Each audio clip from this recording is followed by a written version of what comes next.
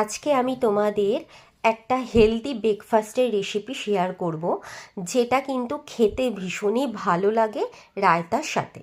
তো তার জন্য আমি কি করেছি, সারা রাত্রির মুগ কড়াই এবং ছোলার ডালকে জলে ভিজিয়ে সকালবেলা জলটাকে ঝরিয়ে রেখে দিয়েছিলাম। এটাকে আমি খুব সুন্দরভাবে একটা পেস্ট বানাবো। তো এর সাথে দিয়ে দেব ধনেপাতা, কাঁচা লঙ্কা আর আদা বাটা।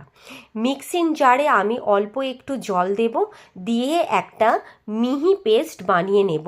যে পেস্টটায় একটুকু দানা দানা থাকবে না, একদম স্মুথ কি হবে পেস্টটা তো হবে। তো তোমরা জল দিয়ে দিয়ে কিন্তু তৈরি করবে। দেখো কত সুন্দর পেস্টটা হয়েছে। তো এর সঙ্গে আমি কি করব, স্বাদ মতো নুন দেব আর অল্প একটু আটা দেব। দিয়ে ভালো করে আমি কি করব, নাড়াচাড়া করে সব একসাথে মিশিয়ে ব্যাটারটা রেডি করে রাখবো। এবার গ্যাসের ফ্লেমটাকে লোতে রাখবো, নিয়ে একটা প্যানেতে আমি এই এক হাতা ব্যাটারটা দিয়ে হালকা হাতে ঘুরিয়ে ঢাকনা চাপা দিয়ে দেব। এটা করার সময় গ্যাসের ফ্লেমটা কিন্তু সম্পূর্ণভাবে তোমরা কিন্তু লোতে রাখবে, না হলে পুড়ে যাবে। দেখো কত সুন্দরভাবে এক সাইডটা হয়ে গিয়ে অপর সাইডটাও হয়ে গেছে। এরপরে কি করব, আমি আর একটা বানাবো। হালকাভাবে আমি দিয়ে ঘুরিয়ে চাপা দিয়ে দেব। এক সাইডটা হয়ে যাবার পরে আমি সুন্দরভাবে উল্টে দেব।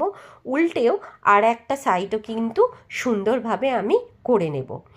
এইটা যতক্ষণ হবে, একটা রায়তা বানাবো এই চিল্লাটার সাথে খাওয়ার জন্য। সেটা হচ্ছে টক দই, শসা, একটু নুন আর জিরে গুঁড়ো।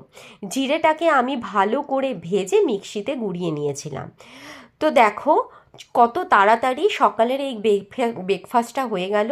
ভীষণই সুন্দর লাগে খেতে। একবার তোমরা অবশ্যই ট্রাই করবে। টাটা।